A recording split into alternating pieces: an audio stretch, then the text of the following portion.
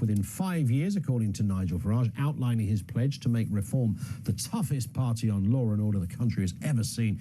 He said every shoplifter would be prosecuted and stop and search powers used to saturation point. He promised the recruitment of an additional 30,000 cops and the construction of Nightingale prisons. Let's speak to our friend Chris Daw KC, barrister, writer, broadcaster. Chris, good afternoon to you. Hi Ian, good afternoon. I bet you almost spat out your pims when you heard Mr Farage talking about new prison places. You know what, it's not made me angry, it's made me a bit sad, because when you think about it, the ambition to have as many people in prison as you can by building as many prisons as you can and as many police officers as you can find to arrest members of the public and lock them away seems like a pretty miserable ambition for a country, doesn't it? I mean, America has 2.5 million people in prison. I mean, is that great? Is that good? How many do we want here for it all to be wonderful? I just wish we had some ambition. I was listening to you, Ian, a couple of minutes ago before I came on air about the sort of frustration about the state of our society and how everything's going downhill. And we all know that's true. We see it all the time. You know, our water supplies, as you say, the costs of everything, the impossibility of getting joined up treatment on the NHS in any reasonable time frame, and potholes in our roads. I mean, just everything's going to pot. And the idea that suddenly we're all going to get excited about having more and more people in prison. I mean, well, there's nothing wrong with it, but a political party is kind of obliged to have a policy on law and order, criminal justice, and all that goes with it. I mean, he was just raising that aspect of life. And, his point is, I suppose, to partly reflect, amidst that public anger about life falling apart, are shoplifters walking out of, big stores with tens of thousands of pounds worth of kit, or even people doing their shopping in Tesco on a weekly basis without ever paying for it. That sense of lawlessness, which seems to be snaking its way around the place, all sorts of disproportionality when it comes to prison sentences. And if you do something bad, it seems nothing happens to you very much at the moment. So why not stick people in the chiller if they're doing bad stuff? The more the merrier, Chris. Well, is it though? Because I mean, it costs 50 grand a year to keep someone in prison. I mean, and it costs billions and billions to build 12. Even if you do build these so-called Nightingale prisons, by using the army. I mean, is that what the army is for? Do people join the army to build prisons in Britain? I mean, isn't the army supposed to be there to protect us from foreign militant kind of elements or foreign aggressors? It's not to build prisons. What on earth are we doing as a society using the army for that? And calling it Florence Nightingale prisons? Florence Nightingale was a nurse who went out saving lives. Well, I think he was making a comparison, was he? He was saying, look, we did the Nightingale hospital. It's got nothing to do with saving lives and doing good, which is what Florence Nightingale... Well, I know he was talking about literally saving lives. I think he was talking... I know he wasn't, but it's an analogy, right? Of language. You get that. Come on, you're a top barrister, Chris. You understand what he was saying. I know. But Ian, the problem is that most people have a very positive view of Florence Nightingale for good reasons, and it resonates with the British public, and particularly when it was used, if you remember, during COVID, to apply to emergency hospitals, but then to start using it for everything, including prisons. I mean, at what point are people just going to realise that what matters in this country is to make people's lives happier, safer, and more secure, and I agree with you, cheaper, in terms of the cost of living and the cost of paying our bills. That's what people want. Things like this are just sound bites to get people sort of angry and fired up. But really, what's the point of it? Where's their ambition? Well, but the ambition is to halving crime rates, not doubling the prison population. But you're saying that, I mean, you've said this before, Chris, you're saying there's no correlation between increasing the prison population and reducing crime. Well, there is a direct correlation between the larger prison populations and the highest levels of crime all over the world. Wherever you find very, very high levels of a prison population, the US being the best example, you have extraordinarily high levels of crime, particularly violent crime. Because anyone who knows anything about prisons, and I've been in dozens of them, hundreds of times over 30-odd years, knows that prisons are not a place to stop people becoming criminals. They're a brilliant place to teach people how to become criminals for life, and that's what generally happens. What if you're there longer? I mean, the longer you serve, there's got to be out for the rest of their lives. But that generally applies. Through my job as well, I've been through into some prisons. Clearly not as many as you would do in your line of work, Chris. But there is an argument that says, look, if you, and I told you this before, I think, when the governor of, I think it was Maidstone Prison said to me, I get no problem over there, but C Wing or whatever it was, that's where all the trouble is. These are the people who are on the roundabout. They come in, they do 6 months, they go out, they come back again. Because if you're doing 6 years and not 6 months, you might think twice.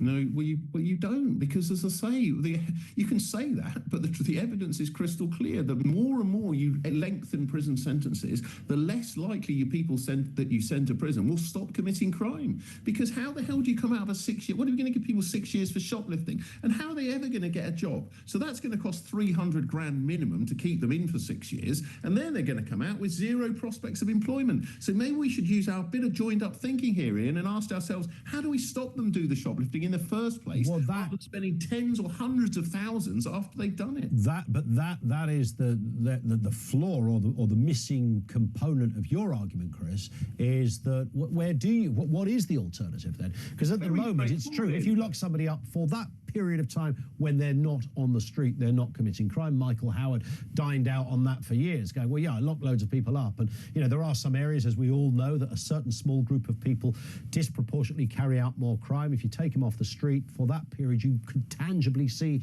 a difference. But, of course, it doesn't last. So if prison isn't... Exactly. If prison isn't the answer... Okay, what is the answer then? Let me give you the answer. It's very straightforward. Anybody who knows anything about the criminal justice system knows that around 70% of those in prison are non-violent offenders. And of those, almost all of them are either mentally ill, addicted to some sort of substance, or come from a background of trauma and abuse, or all three. So if you address those issues first and foremost, or they're homeless and have nowhere to live and they commit a crime deliberately just to get locked up.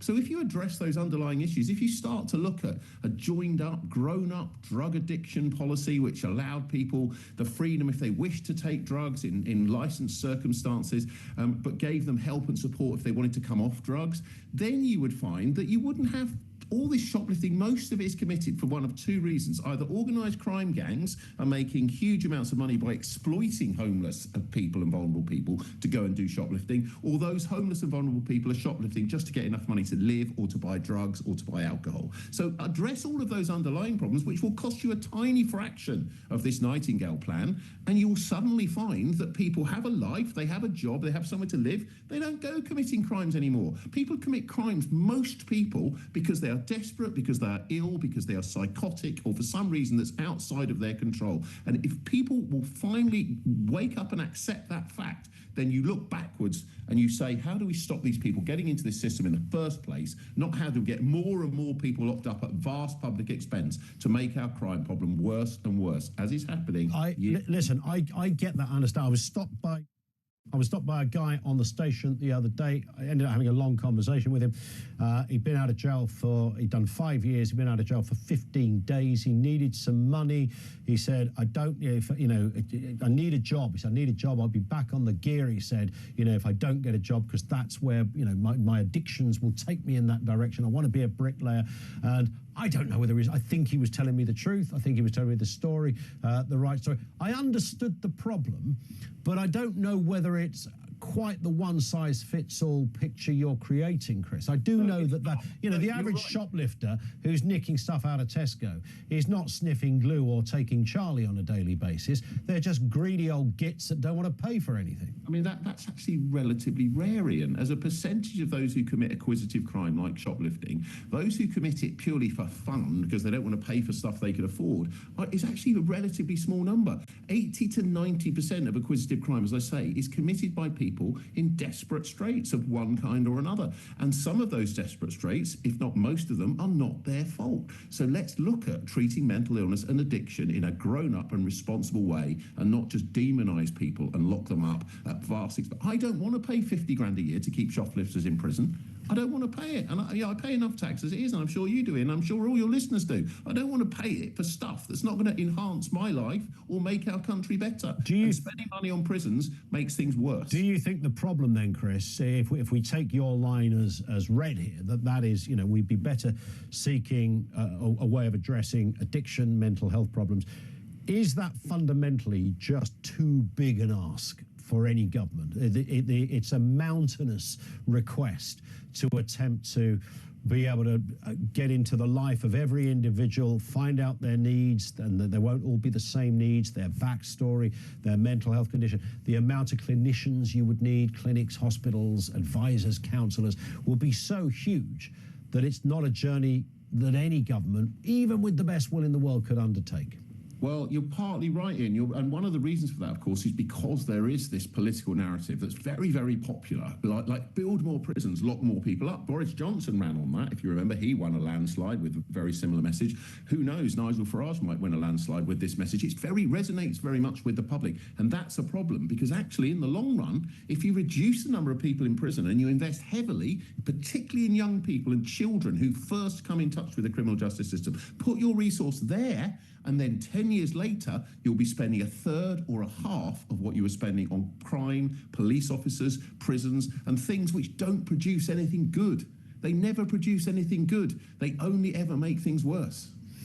There is one answer that somebody's come up with here, and that's that everybody gets a life sentence for everything. I mean, it's obviously, even as a non-lawyer, I can see the flaws in that, but it would sort of half work.